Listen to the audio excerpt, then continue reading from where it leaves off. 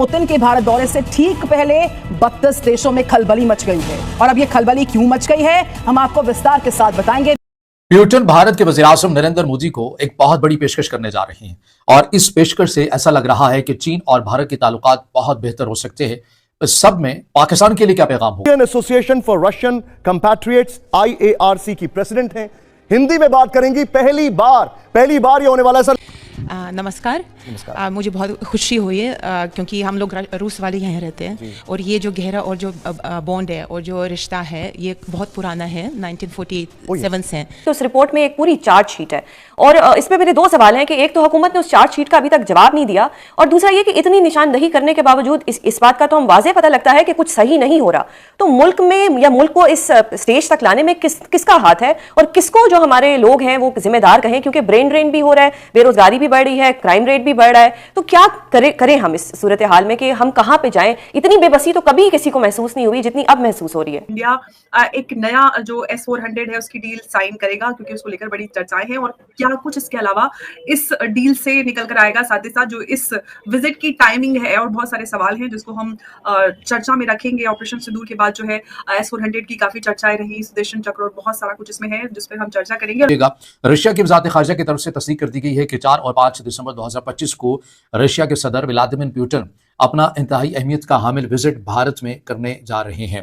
इस दौरे से मुतालिक मीडिया ने जो एक हाइप क्रिएट की हुई है उसके अंदर जो ज्यादा बातें हैं, जो जिसे मरकजी नुकाती एजेंडा कहा जा रहा है, वो ये है कि मजीद S-400 लेने की बातें होंगी, Su-57 के हवाले से बातें होंगी और दीगर जो रशिया की इंतहाई अहम टेक्नोलॉजी है उसके तबादले की बात की जाएगी। और रशिया तो पहले ही ये कह चुका है कि हम Su-57 बनाने के हवाले से जो पूरा अपना प्रोडक्शन यूनिट है वो हम भारत के अंदर भी लगाने के लिए तैयार हैं। कितने आर्मी चीफ्स हैं जिन्होंने 3 साल के बाद रिटायरमेंट लेना कबूल किया? तो ये जो है हमारे यहाँ ट्रेंड जो है ना एक बदकिस्मती से मौजूद है।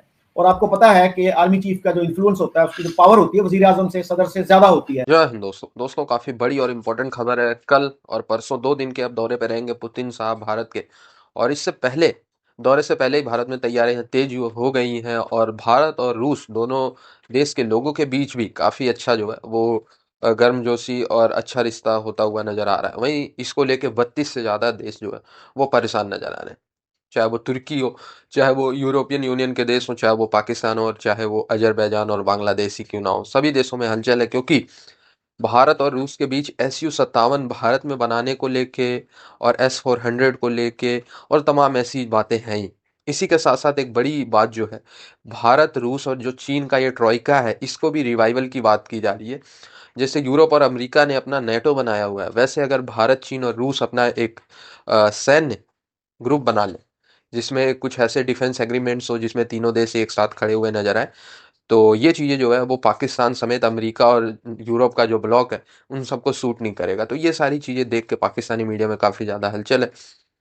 वहीं भारत में जो है भाई तैयारियां जोर शोर से हैं और पाकिस्तानी ये भी कह रहे हैं कि यार हमारे इधर कोई ऐसे लीडर बड़े नहीं आते, चाहे ट्रंप हो, चाहे पुतिन हो, चाहे कोई भी हो, जो बड़े बड़े टॉप 10 इकोनॉमी वाले देश हैं वो पाकिस्तान का विजिट ही नहीं करते। तो पाकिस्तान की GDP ग्रोथ कैसे होगी? पाकिस्तान में डे बाय डे जो अर्थव्यवस्था को लेकर क्राइसिस है वो बढ़ता जा रहा है। IMF के चक्कर फिर ये लगाने वाले हैं। तो ये सारी स्थिति जो है वो पाकिस्तानियों को काफ़ी ज़्यादा डरा रही है। भारत का बढ़ता कद उनको पसंद नहीं आ रहा, पर अब पुतिन साहब का भारत दौरा ये तो कह नहीं सकते कि झूठ है, क्योंकि ये सारी चीज़ें जो है वो टेलीविज़न पे भी प्रसारित की जाती हैं।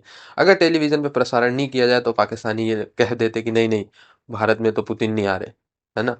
तो ये चीज़ें हैं। अब कल जब दौरा होगा तो उस पर भी पाकिस्तानियों को और मिर्ची लगेगी। रशिया की वज़ारत ख़ारिजा की तरफ से तस्दीक कर दी गई है कि 4 और 5 दिसंबर 2025 को रशिया के सदर व्लादिमीर पुतिन अपना इंतहाई अहमियत का हामिल विजिट भारत में करने जा रहे हैं।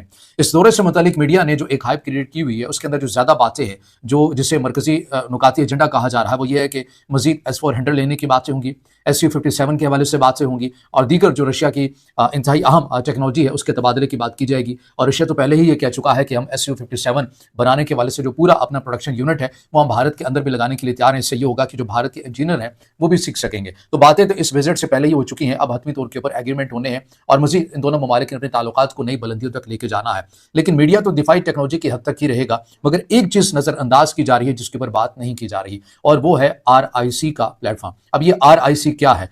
प्रीमाकोव जो कि रशिया के वजीर खारजा थे 1990 में, इन्होंने उस वक्त अपना एक तस्वुर पेश किया था और वो तस्वुर ये था कि क्यों ना, ऐसा तो नहीं होगा कि अमेरिका ने सदाबहार ही एक ऐसा मुल्क रहना है जिसने पूरी दुनिया को चलाना भी है, अपना एक मालियाती निज़ाम भी उसने बना लिया और उसी के मुताबिक दुनिया भी चलती रही। तो ऐसा तो नहीं होगा। एक ना एक ऐसा वक्त आएगा कि जब दुनिया के अंदर कोई तो उठेगा और इसके अमेरिका के बनाए हुए निज़ाम को चैलेंज भी करेगा। तो लिहाजा ये जो किरदार है ये रशिया को अदा करना चाहिए। रशिया को कैसे किरदार अदा करना चाहिए, किन ममालिक के साथ मिलकर ये किरदार अदा करना चाहिए, इस हवाले से प्रिमाकोव अपना जो तस्वुर पेश करते हैं वो 2 ममालिक के नाम लेते हैं इस खत्ते के अंदर। वो ये कहते हैं कि हमें अपने इस प्लेटफॉर्म पर हमें एक जो मगरिब मुखालिफ हमने बनाना है, जो अमेरिका मुखालिफ हमने निज़ाम बनाना है, इसके अंदर हमें चाइना को शामिल करना चाहिए, क्योंकि चाइना आने वाले दिनों के अंदर एक बहुत बड़ी मईशत भी बन जाएगा, माशी हजम उसका बहुत ज़्यादा होगा। याद रखिए कि उन्होंने 1990 के अंदर ये तस्वुर पेश किया था और चाइना के वाले से ये प्रेडिक्ट किया था। लिहाजा हमें चाइना को इस प्लेटफॉर्म का हिस्सा बनाना चाहिए। और उसके बाद जो इस खत्ते के अंदर इंतहाई स्ट्रेटेजिक डेप्थ रखता है भारत, हमें उसे भी अपने साथ मिला लेना चाहिए, क्योंकि भारत एक बड़ी आबादी वाला मुल्क है और भारत के पास भी एक बहुत बड़ी मार्केट है, तो मईशत भी उसकी अच्छी है। तो लिहाजा हमें चाइना, इंडिया और रशिया को साथ मिलाकर एक ऐसा प्लेटफॉर्म बना लेना चाहिए जो मगरिब और अमेरिका के मुखालिफ हो, और इसी प्लेटफॉर्म को RIC का नाम दिया गया, यानी रशिया, इंडिया, चाइना। और ये प्लेटफॉर्म बना भी, ऐसा नहीं है कि नहीं बना, ये बना, लेकिन उस हद तक फ़ाल नहीं हो सका। लेकिन ये अपनी उसको कहें कि मरा भी नहीं है, लेकिन जिस हद तक भी ये फ़ाल रहा, इसने 2 बार भारत को भी बचाया। अब ये बात मैं ये क्यों कर रहा हूं कि आपको याद है डोकलाम वाला तनाज़ा जो मुमकिन तौर पर गलबन, अगर मैं गलत नहीं हूं तो 2017 के अंदर ये पेश आया भूटान में, जहां पर चीन और भारत की सरहद के बिल्कुल करीब एक सड़क की तामीर के ऊपर भारत और इंडियन जो आर्मी है ये आमने सामने आ गए। 73 दिन तक तकरीबन ये आमने सामने रहे और इसके ऊपर फिर खामोश सालिसी का किरदार अदा करता है रशिया।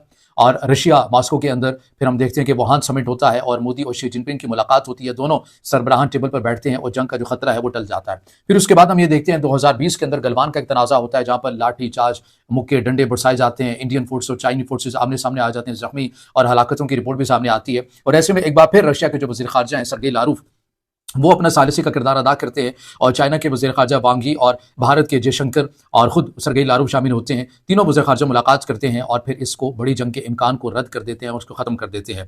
तो RIC के प्लेटफॉर्म से ही ये दोनों बार भारत को अगर बचाया गया चीन से, तो वो RIC के प्लेटफॉर्म से ही बचाया गया। अब सवाल ये है कि ये तो इंतहाई अहमियत की हामिल पेशकश है, बड़ी बेहतरीन पेशकश है, तो भारत इससे हिचकिचाता क्यों है, भारत क्यों नहीं ले रहा? आपको पता है कि भारत इस खत्ते के अंदर चूंकि उसने अपना पलड़ा ज़्यादातर मगरबी दुनिया या फिर अमेरिका की तरफ ज़्यादा रखा हुआ है। अब आप यहीं से अंदाज़ा लगा लीजिए कि रशिया के जो सदर हैं पुतिन, व्लादिमीर पुतिन, वो RIC का पैगाम लेकर दोबारा से एक्टिव करने के लिए भारत में क्यों आ रहे हैं? वो इसलिए कि रशिया ये समझता है कि अब चूंकि यूक्रेन जंग बिल्कुल अपने इख्तितामी मराहिल के अंदर है और उनका यह दावा है कि रशिया बहुत जल्द ये जंग जीत भी जाएगा, और अगर एग्रीमेंट हो जाता है उसके अंदर भी ऐसे टर्म्स एंड कंडीशन है कि वो रशिया ही को सूट करती हैं। मगरिब ममालिक की उस हद तक वो कैपेसिटी नहीं रही है, नेटो भी अब आपको थका हुआ नजर आता है। तो लिहाजा अब ये बेहतरीन एक वक्त है कि हमें यूरो एशिया में एक सिक्योरिटी आर्किटेक्चर बना लेना चाहिए, जहां पर इन दोनों ममालिक को, चाइना और इंडिया को और इनके साथ रशिया, ये तीनों ममालिक मिलकर यूरेशिया में एक अपना सिक्योरिटी आर्किटेक्चर बनाए, जियो पॉलिटिकल पॉइंट ऑफ व्यू से बनाए, जो कि अमेरिका और मगरबी बनाए हुए निजाम को चैलेंज भी कर सके। तो जो रशिया है वो इसीलिए ये पैगाम लेकर भारत के अंदर भी आ रहे हैं। लेकिन अगर आप ये देखें कि जो भारत की डायरेक्शन है, क्योंकि 2030 से पहले रशिया ये चाहता है कि हम इस प्लेटफॉर्म को मजीद एक्टिव और फाल कर लें, लेकिन नरेंद्र मोदी जो है वो अपना अभी भी उन्होंने जो पलड़ा है वो तो कितने मुल्कों में आर्मी चीफ जो है वो प्राइम मिनिस्टर और प्रेसिडेंट से ज्यादा पावरफुल होता है, ये भी जरा गौर कीजिएगा। लेकिन छोटा सा सवाल ये है ना कि दुनिया के क्या किसी मुल्क के अंदर आर्मी चीफ का टेन्योर या जो इस रैंक के ऑफिसर होते हैं उनका टेन्योर 5 साल का नहीं है? एक सवाल है, क्या दुनिया में ये ऐसा एग्जाम्पल इसकी मौजूद नहीं है? मैंने तो सुना था कि है, ठीक है। और अब अगर ये चीज है कि डेनमार्क का फॉर एग्जाम्पल मैं मिसाल दे रहा हूँ, ठीक है जी, चीफ ऑफ डिफेंस जो है वो डेनमार्क का मिसाल के तौर पर 5 साल का, पाकिस्तान में उन्होंने 5 साल का कर लिया तो उन्होंने कहा सॉरी पाकिस्तान में नहीं आप कर सकते। और दूसरी बात ये है कि it all depends again in the parliament ने फैसला किया है कि ये 5 साल किसका टेन्योर होगा, और ये तमाम सर्विसेज चीफ का है, for the sake of the stability, for the sake of the continuity and above all. ये हर फोर्स के अंदर अपना एक स्ट्रक्चर होता है। 5 साल बाद अब हर जनरल तो आर्मी चीफ नहीं ना बनेगा ना भाई, जनरल ये तो आप छोड़ दें कि हर जनरल ने आर्मी चीफ बनना है या चीफ ऑफ डिफेंस फोर्स बनना है या नेवल चीफ बनना है या एयर चीफ बनना होता है, उनके जो अपने होते हैं। तो ये और दूसरी बात है, क्या कॉन्स्टिट्यूशन में पाकिस्तान के लिखा हुआ है कि he is more powerful than the prime minister? It is the prime minister and the president, they are more powerful. ये फिर क्यों हम ये अज्यूम कर बैठते हैं और ये करते हैं? सीमा साहब, क्या आप ऑनेस्टली ये समझते हैं कि पाकिस्तान में आर्मी चीफ जो है कम से कम इस वक्त जो है वो प्रेसिडेंट और प्राइम मिनिस्टर से ज्यादा पावरफुल नहीं है? यही तो मसला है कि बहुत सी चीजें ऐसी हैं हमारे यहाँ जो आइन में नहीं लिखी हुई। अब देखिए, बाहर के डिग्निटरीज जो हैं, आपने डेनमार्क की मिसाल दी, आई एम नॉट श्योर कि वहां पे आर्मी चीफ का टेन्योर कितना है, लेकिन क्या बाहर से आने वाली जो डिग्निटरीज हैं वो आर्मी चीफ से मिलती हैं? या फॉरेन मिनिस्टर से मिलती हैं या बाकी जो उनके इलेक्टेड ऑफिसर्स कितने हैं? मुझे बताइए कितने मुल्कों में। देखें मेरी बात सुने, ये क्या फॉर्मूला है इस मुल्क